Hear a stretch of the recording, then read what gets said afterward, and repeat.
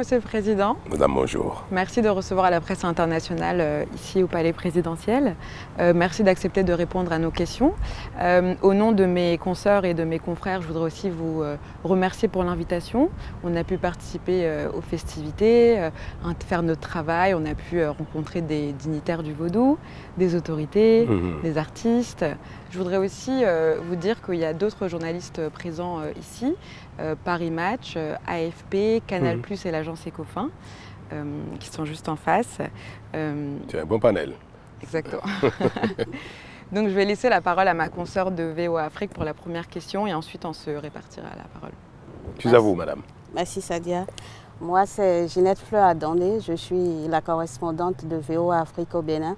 C'est le service francophone de la Voix de l'Amérique. Oui.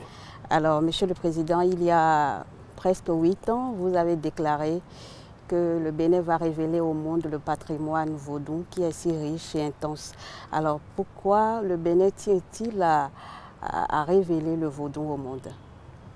Oh, c'est peut-être trop dit, révéler le vaudou au monde. Le monde connaît le vaudou. Vous savez, c'est une tendance spirituelle, religieuse, qui est assez connue déjà à travers le monde.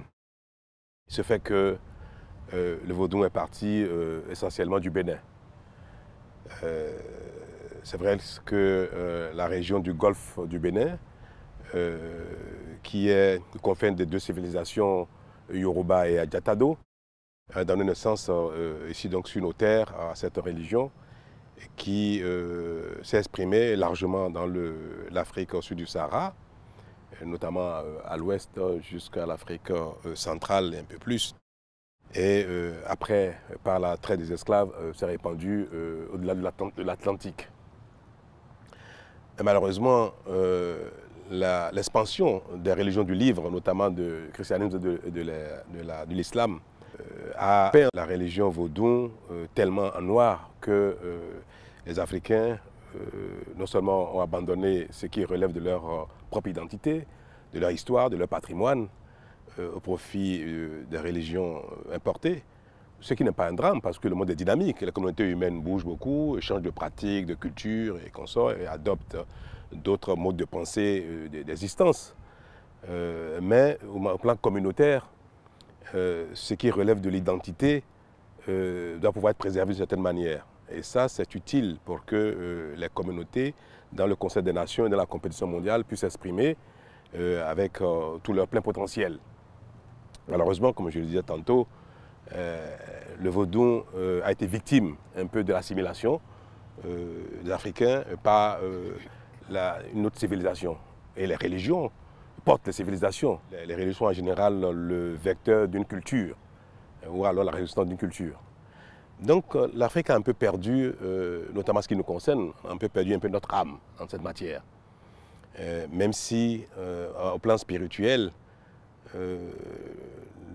nous pensons que tout ce qui est de la religion aujourd'hui, nouvelle ou moderne, relève de la foi en un Dieu créateur, puis après en divers véhicules qui permettent de s'adresser à ce Dieu créateur. Pour les uns, c'est Jésus le Fils de Dieu, pour les chrétiens. Pour les musulmans, c'est le prophète Mahomet. Et pour les fidèles du vaudou, ce sont les divinités qui sont l'intermédiaire entre le Dieu créateur et les hommes.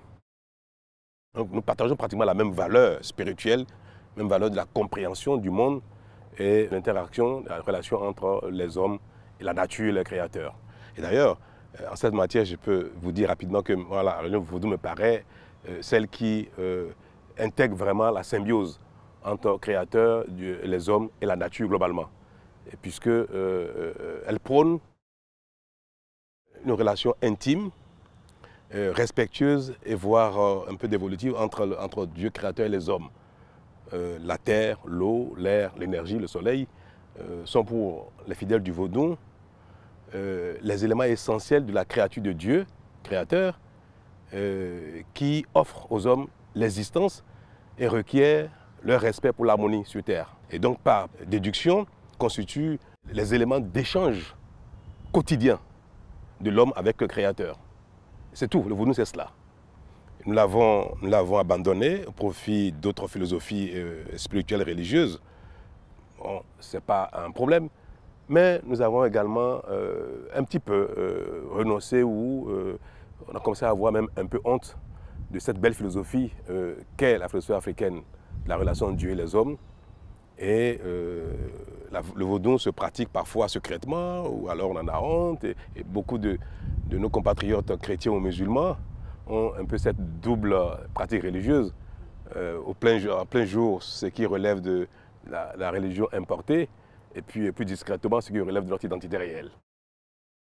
Nous avons dit que pour le rayonnement du Bénin, pour le développement, ce serait bien de reprendre corps dans notre propre identité et de révéler d'abord à nous-mêmes les valeurs du vaudou sans compromettre la foi des uns et des autres.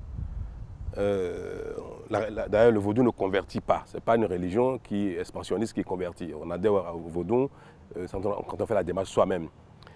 Donc pour nous, quelles que soient les croyances actuelles des uns et des autres, il était utile de révéler à nous-mêmes d'abord les valeurs que porte le vaudou, l'harmonie que le vaudou requiert et instaure entre les hommes, la nature et le Dieu créateur, et de sorte à ce que nous puissions dans ce Conseil des Nations rétablir notre contribution à l'humanité, qui est donc cette autre façon de vivre une spiritualité, de vivre la relation entre les hommes et la nature et Dieu.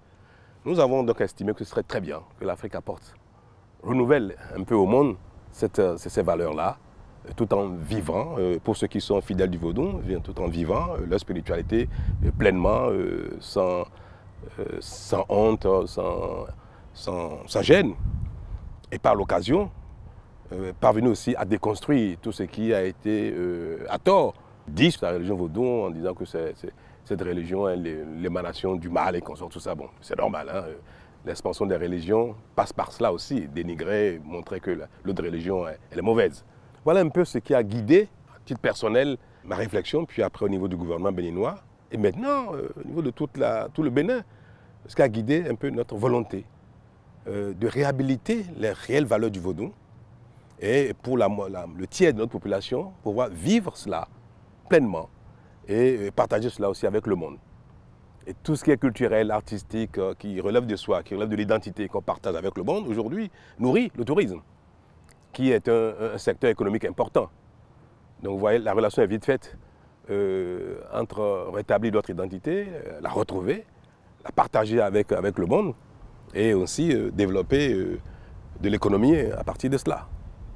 Monsieur le Président, par rapport à tout ce que vous avez expliqué, par rapport aux difficultés justement et aux clichés concernant le vaudou, ne regrettez-vous pas qu'en Afrique justement, il n'y a que le Bénin? Quand on parle de vaudou, il n'y a que le Bénin. Ne regrettez-vous pas que cette religion n'intéresse pas plus d'autres pays d'Afrique, par exemple, qu'on ne voit pas la même effervescence chez vos voisins? C'est réel, on ne voit pas cette effervescence de renaissance du vaudou et des valeurs du vaudou. C'est regrettable. Parce que cette religion, cette philosophie religieuse spirituelle s'appelle le vaudou ici, mais bon, ça concerne l'Afrique de l'Ouest. Au Nigeria, on parle de Orisha, et plus loin, c'est d'autres appellations, mais ce n'est rien d'autre que la manière dont les hommes ont établi leur relation avec eux-mêmes et avec Dieu dans toutes les régions du monde. Mais l'évolution de la civilisation mondiale et des influences entre les communautés fait que 2 ou 3 ou 4 religions ont conquis le monde. Que 2 ou 3 religions se sont imposées comme étant les nouvelles valeurs religieuses, spirituelles. Et les uns et les autres ont pu adhérer à cette nouvelle philosophie religieuse en abandonnant totalement, en reniant totalement ce qui relève de leur identité propre. Et d'ailleurs, ces communautés en souffrent. On voit bien que parfois, la pratique religieuse des religions importées vient un peu en synergie, ou alors c'est plus, je veux utiliser un mot plutôt positif, avec notre culture. L'idéal aurait été que nous assumions plutôt cela. Ce n'est pas le cas, et c'est dommage que ce soit ainsi, tel que vous le dites, que ce réveil, cette renaissance ne soit pas largement partagé. Mais il faut bien que ça parte quelque part. Nous espérons bien que le Bénin parviendra à aider les uns les autres à retrouver leur identité. Tout au moins au plan culturel, si nous acceptons qu'au plan spirituel, on peut évoluer. Dans quelle mesure pensez-vous que vous jouez un rôle, pas seulement pour Bénin, mais aussi pour l'Afrique de tout, en corrigeant les fausses perceptions internationales peut-être, occidentales, de la culture africaine? Moi, je n'ai pas l'ambition de changer l'Afrique. Je veux d'abord, pour moi-même, individuellement, contribuer à retrouver tout mon potentiel d'être participant à un monde de compétition. Au-delà de cela, de ma personne propre, mon pays, ma communauté béninoise. Si notre dynamique peut porter le Bénin et que le Bénin ensuite peut porter l'Afrique, c'est tant mieux. Il faut être humble. Hein? Je ne sais pas si le changement sur ce plan du continent africain, de la communauté noire, est pour moi un objectif, je ne sais pas. C'est peut-être que c'est inconscient. Mais nous œuvrons davantage pour le Bénin et si ça peut influencer les autres, tant mieux. Bonjour Monsieur le Président. J'ai une question concernant les différents projets de musées à venir, notamment donc, le musée international du Vaudoun. Est-ce que la conception occidentale de ces musées peut-elle correspondre ou se prêter à des objets africains? Aujourd'hui, le mouvement des hommes, la compréhension, les éléments de langage deviennent un peu universels. On utilise les mêmes concepts pour véhiculer des messages différents. Et aujourd'hui, c'est comme les langues. Si vous voulez adresser votre message à la plus grande partie du monde, il faut le faire en anglais. Et pourtant, on sait très bien comment les langues relèvent des identités des communautés. Néanmoins, vous voulez vous adresser au monde entier aujourd'hui, si vous faites en anglais, vous avez des chances d'impacter un plus grand nombre. Donc, les moyens, les véhicules de communication, les environnements qui sont désormais les plus indiqués pour échanger avec le monde se standardisent. Et les musées que nous sommes en train de construire ne vont pas déroger à cette même règle qu'il faut que l'environnement dans lequel, les scénarios dans lesquels, ou la scénographie par laquelle nous allons faire découvrir à nouveau les valeurs du vaudou au monde entier, que tout cela soit standard et que ça facilite la perception par les autres communautés de ce que nous voulons leur révéler. Donc j'estime que les véhicules, les moyens, doivent rester standards pour faciliter le message. Ces différents projets vont perpétuer après votre présidence, que ce soit les musées, oui, les festivals, les Vaudoun Days, après votre présidence, comment ces projets-là vont-ils vivre? Vous avez dû le constater qu'il y a une ferveur au Bénin et que tout le monde adhère à cette dynamique. Il faut que nos œuvres nous survivent. Contribuer à rétablir les valeurs du vaudou, la culture du vaudou, l'art que véhicule le vaudou. Pour moi, aujourd'hui, est une chose qui est largement partagée par les Béninois. Cela, pour moi, paraît évident que, déjà en mon temps, la dynamique me dépasse, hein, on peut l'observer. Il y a vu la ferveur qu'il y a à Ouida. Il est pour moi donc évident qu'après Patrice Talon, cette dynamique ne va pas s'éteindre. Au contraire. C'est mon espoir et c'est d'ailleurs mon espérance. Monsieur le Président, quelle est la stratégie du gouvernement pour rendre le Festival du Vaudou international? Si vous avez l'habitude de venir à la fête du Vaudou, vous avez dû constater qu'il y a un nouveau modèle pour la fête du Vaudou et pour les festivités du Vaudou. Jusque-là, c'était seulement dans la journée que les uns et les autres se promènent à Ouida, visitent les temples, vont sur les places pour découvrir le rythme vaudou. Mais depuis cette édition-ci, qui est la toute nouvelle de cette nouvelle dynamique, nous avons présenté aux participants une cérémonie vaudou. En termes de cérémonie, ce n'est pas vraiment un rituel vaudou, pas en tant que tel, mais c'est expliquer aux participants ce qu'est le vaudou, quels sont ces concepts aussi bien spirituels que sociologiques. Et par cela, notre intention est de simplement révéler entièrement au monde entier ce qu'est le vaudou, ce qu'est la pratique. Et par ce moyen-là, je ne dirais pas conquérir, mais attirer davantage la curiosité des uns et des autres, un peu comme quand on va dans certaines régions d'Asie, découvrir l'hindouisme, découvrir les temples, aller assister à une crémation des morts dans le style balinais. Et donc, faire en sorte que le vaudou, ou ce que véhicule le vaudou comme art, comme mode de vie, comme culture, intéresse de plus en plus le monde entier, que les gens viennent donc découvrir le vaudou dans ses diverses facettes, même si la spiritualité n'est pas notre principal intérêt. D'ailleurs, le Bénin est laïque, l'État est laïque, et nous n'avons pas à faire la promotion d'une spiritualité contre une autre. C'est bien pour ça que nous apprécions davantage sur le côté culturel, artistique, identitaire du vaudou, sans faire la promotion de la spiritualité vaudou. Quel est le budget qui était mis en place pour organiser ce festival? Parce qu'on a vu qu'il y avait une très belle organisation. Est-ce qu'on peut connaître le budget du gouvernement? Une belle organisation, moi je ne dirais pas, je ne suis pas un homme éternellement insatisfait, mais je pense que vous avez dû constater que c'est un début. Ouida est en chantier, les problèmes de mobilité ont été très, très sérieux. C'est l'année 1, donc le test. On a testé ce modèle pour voir s'il convient un peu à l'attente des gens. Et il semble que le modèle est bon. On dit faire une cérémonie vaudou pour davantage expliquer ce que c'est que le vaudou. Donc nous allons continuer dans ce sens-là. Mais le budget, je ne saurais vous en parler en chiffres. C'était pas énorme. C'était pas énorme. Tout est question d'organisation, c'était pas énorme du tout. Mais autant le Bénin consacre des ressources à développer le secteur agricole, à développer le secteur industriel, nous avons dit que le vaudou a pour nous d'un intérêt aussi économique. Puisque le tourisme est un secteur d'activité important. Aujourd'hui, le monde va davantage vers tout ce qui est consommation de tourisme. Et c'est un pan à saisir, c'est d'intérêt majeur pour nous. Donc si nous investissons dans le vaudou, pas simplement parce qu'on veut révéler notre identité à nous-mêmes et aux autres, mais surtout aussi parce que nous voulons en faire un secteur de développement économique.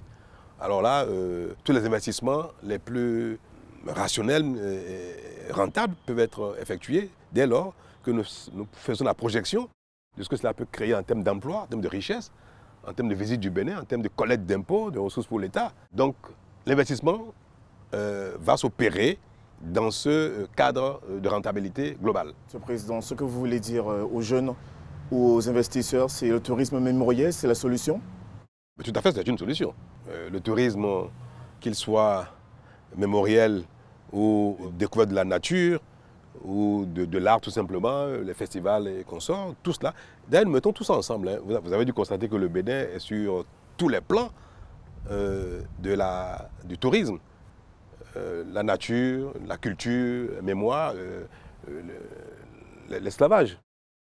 Vous savez que nous sommes en train de constituer, de faire renaître l'histoire de l'esclavage, pas pour revendiquer quelque chose, mais juste pour matérialiser mieux au Bénin les traces de cette partie de l'humanité. L'humanité a connu quelque chose d'extraordinairement violent, cruel. Et une bonne partie s'est déroulée sur nos terres ici. Nous avons estimé que ce serait bien que les générations à venir continuent d'avoir à toucher du doigt ce qu'a été le monde en ces périodes-là, pour que plus jamais on ne retombe plus dans ce travers-là. Et aller découvrir ce que nous avions été dans le passé, ce que le monde a été, ce que les humains ont été, est également touristique. Donc nous agissons sur tous les domaines, y compris le domaine mémoriel, artistique, culturel, mais spirituel. Puisque quand vous allez à Lourdes, aujourd'hui en France, quand vous allez à la Mecque, il y a un aspect économique très important de ces pèlerinages qui sont d'abord spirituels. Mais pour l'économiste que je suis, que tout le monde est, on sait très bien le sous-jacent économique. C'est pour ça que les États de ces pays contribuent au concours, au rayonnement de ces religions, de ces événements ou de ces pèlerinages, parce que ça apporte beaucoup de richesse. Oui. Et puisque vous parlez d'esclavage, je voudrais parler des afro-descendants, parce que durant le festival, nous en avons rencontré qui étaient très émus d'être sur place, mais tristes d'être toujours en quête d'identité.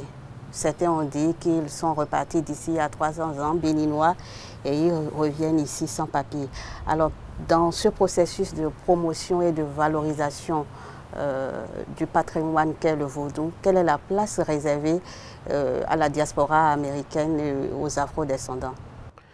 J'étais en Martinique il y a quelques jours et j'ai pu toucher du doigt combien la demande est forte du rattachement des afro-descendants à la terre-mère, à l'Afrique, aux nouvelles républiques qui ont succédé au royaume et qui, pour les afro-descendants, relèvent d'une quête fondamentale. Trouver le lien avec l'Afrique globalement et si possible avec leur royaume de départ ou les républiques d'aujourd'hui qui ont pris la place des royaumes qui, à l'époque, ont fourni ces esclaves-là à la tête négrière. Malheureusement, ce commerce a été tellement ingénieux qu'il a brouillé toutes les pistes pour empêcher le retour des esclaves sur la terre natale. Cela a été d'une complicité de toutes les parties, y compris même des Africains, qui ont contribué parfois volontairement à ce commerce en vendant leurs propres frères. Donc les pistes ont été suffisamment brouillées. Aujourd'hui, la science, la technologie permet de rétablir, de retrouver encore la traçabilité de ces mouvements à travers l'ADN. Mais cette quête identitaire peut trouver une solution qui apaise par la volonté des pays d'Afrique à offrir notre patrimoine actuel, patrimoine social, identitaire aux afro-descendants de manière globale. C'est pour dire quoi, un afro-descendant de la Martinique, de la Guadeloupe, des Antilles ou de l'Amérique du Nord ou de la Jamaïque a un lien global avec l'Afrique, donc a un lien global avec le Bénin. Est-ce qu'il est impératif de savoir que ce Jamaïcain est venu du Bénin, du Ghana, du Sénégal, du Congo? Est-ce que d'origine, ses aïeux étaient plutôt mandingues ou Congo ou Yoruba ou Adja ou Fon? Cela importe peu aujourd'hui. Dans tous les cas, on voit bien aussi combien un tel brassage, combien aussi les communautés africaines ont évolué un peu dans la migration et dans les mélanges. Donc pour moi, ce qui est important, c'est pouvoir dire, proclamer que chaque pays d'Afrique est le pays de chaque afro-descendant. Que le Bénin est également le Bénin, la terre natale de chaque afro-descendant. Et faire la démarche morale, même spirituelle, pour se convaincre de ce que un Martiniquais, un Jamaïcain, un Américain afro-descendant est un Béninois. Inversement. Qu'ils sentent que le Bénin est leur pays, autant ils peuvent sentir que le Sénégal aussi. Et c'est cela que nous souhaitons, nous voudrions construire, pour répondre à votre question. Et une réflexion est en cours actuellement pour voir comment on peut traduire tout cela dans la République. Parce qu'aujourd'hui, la vie moderne est régie par des règles. Vivre au Bénin, être béninois, requiert des critères à satisfaire. Mais comment on fait le lien entre ce besoin mémoriel avec les lois de la République? Les chemins sont possibles et nous allons bientôt exprimer ces solutions que nous avons trouvées pour donner une réponse concrète à ce besoin-là, pour nous-mêmes et aussi pour les afro-descendants, que le Bénin est le pays de tout afro-descendant qui se sent béninois. Monsieur le Président, justement, on parle d'un rayonnement international, un pays qui peut accueillir les afro-descendants. Moi, je voulais parler du tourisme local. Qu'est-ce qui est fait pour que le tourisme local? Qu'est-ce qui est fait pour que les Béninois puissent découvrir, redécouvrir leur pays? Vous étiez à Ouidaï. Est-ce que vous n'avez pas remarqué qu'il y avait beaucoup de Béninois, que la grande partie c'est des Béninois, de tous ceux qui ont participé, qui sont venus et qui ont marché, qui sont venus de loin. Vous avez vu beaucoup de véhicules, des bus et consorts venus avec quelques étrangers, mais beaucoup de Béninois. L'un de nos intérêts majeurs, c'est aussi que le Bénin se découvre, que chaque Béninois découvre mieux son pays. Et c'est pour ça que nous avons dit depuis le début, notre ambition est de révéler le Bénin à nous-mêmes d'abord. D'abord. Ce n'est pas un langage politique et tout ce que nous faisons, notre première cible, c'est d'abord nous-mêmes, c'est le Béninois, c'est le Bénin. Et puis, secondairement, le monde. Même au plan économique, que les Béninois de l'intérieur du pays puissent venir à Cotonou, puissent aller à Porto-Novo, que ceux de Cotonou puissent aller à Boyacon, à Parakou, à Naitengu, aller voir les réserves animalières, ou aller à Niki découvrir mieux le cœur de la culture Batonou, qui est une ère socio-culturelle qui compose aujourd'hui le Bénin, que donc les uns et les autres se découvrent mieux, découvrent les autres régions, les autres cultures qui composent aujourd'hui cette mosaïque de la culture béninoise, est d'abord pour nous d'intérêt majeur et au plan de la connaissance de nous-mêmes par nous-mêmes et au plan économique. D'autant que quand je vais à Porto-Novo, quand je vais à Parakou, séjourner 1 ou 2 jours, quand je vais voir la réserve animalière, c'est de la consommation. Je consomme du transport, je consomme de l'hébergement, je consomme tout ce qui est nécessaire à la survie, je mange, je consomme tout ça. Donc, le volet économique aussi était très important pour nous-mêmes. Donc, nous faisons tout pour que le tourisme au Bénin concerne les Béninois d'abord, puis les autres. Ça veut dire que notre cible n'est pas qu'internationale. Monsieur le Président, au niveau éducation, formation, pour intéresser les jeunes béninois à découvrir ou redécouvrir leur culture, quelles sont les initiatives qui ont été entreprises? Nous allons de plus en plus intégrer dans les programmes scolaires ces éléments-là pour que ce ne soit plus une démarche d'exception, une démarche particulière, que ce soit le standard. Que les enfants, sur les bancs scolaires, comprennent mieux d'où ils viennent, qui ils sont, qu'est-ce qu'est leur réelle identité, comment le monde évolue à partir de diverses cultures. C'est bien de connaître la culture des autres pays, de ceux qui aujourd'hui rayonnent davantage au plan universel. Mais si on connaît mieux les valeurs de sa propre culture, on peut mieux les vendre. Et donc nous avons grand intérêt à ce que les Béninois sachent qu'ils ont quelque chose aussi à apporter au reste du monde. Et ça, il faut que ça devienne une démarche ordinaire, normale, donc à travers l'éducation. Nous sommes en train donc de travailler à cela pour que dans notre quotidien, toutes ces choses-là soient dans l'éducation des uns et des autres, aussi des enfants que des adultes. Est-ce que vous n'avez pas peur que les autres religions vous accusent de prendre parti? Bien sûr. Je mesure le risque. Bien sûr, je mesure le risque. Vous savez, les religions sont en compétition. Moi, je suis chrétien, catholique pratiquant. Mais je vois combien mon action actuellement peut heurter l'intérêt de la propagation de la foi chrétienne.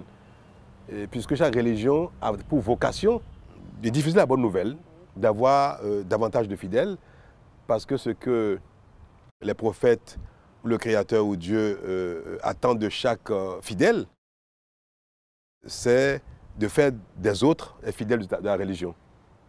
Donc la mission d'un chrétien normal est de diffuser la bonne nouvelle chrétienne. Donc ma mission en tant que chrétien, c'est d'abord celle-là.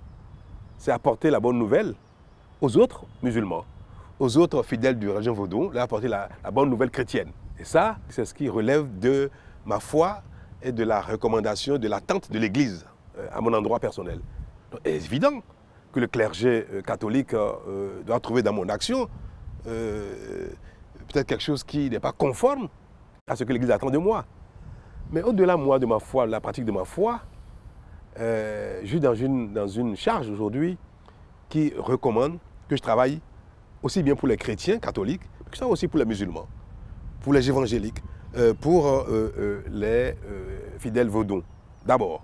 Puis deuxièmement, je dois identifier tous les facteurs de développement économique. Donc si pour les uns et les autres, tel aspect de tel courant religieux est d'un intérêt économique important, ou un intérêt culturel, artistique important pour mon pays, j'ai l'obligation, dans ma charge, dans ma fonction, d'utiliser les ressources publiques, d'utiliser les attributs d'État pour faire la promotion de tout cela parce que c'est d'intérêt global. Donc je fais bien la distinction entre ma foi, ma religion, les prescriptions de ma religion avec mon rôle qui est d'aller chercher partout où il y a un intérêt économique, un intérêt d'épanouissement, il y a un intérêt de développement.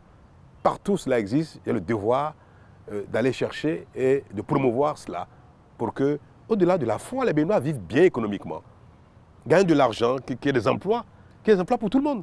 Malheureusement, l'emploi n'a pas de couleur, n'a pas de foi, n'a pas de religion. Donc je mesure bien la complexité de la chose, mais les plus grandes actions sont celles qui sont complexes. Monsieur le Président, on va passer le relais à ma collègue de Brut Afrique pour un nouveau format qui s'appelle le format selfie. Et vous êtes le premier président africain à vous prêter à ce jeu. Donc je vais vous laisser avec... Je ne sais pas si je vais m'y prêter. Je ne sais pas.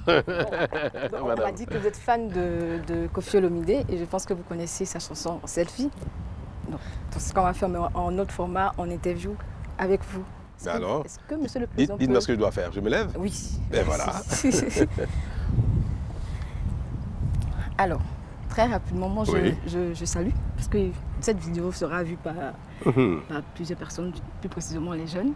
Et quand je finis, je mets la caméra chez vous et puis je commence à vous poser des questions. Vous vous prêtez au jeu?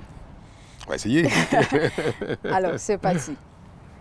Hello Brut, j'espère que vous allez bien, c'est Christiane et je suis en compagnie du président du Bénin, Monsieur Patrice Talon. Oui. Comment allez-vous, Monsieur le Président? Je vais très bien. Un peu fatigué parce que les 3 jours étaient un peu éprouvants pour moi. Ouais. Justement, on va parler du festival du Vodun. Est-ce qu'on peut savoir la vision du gouvernement en organisant ce festival?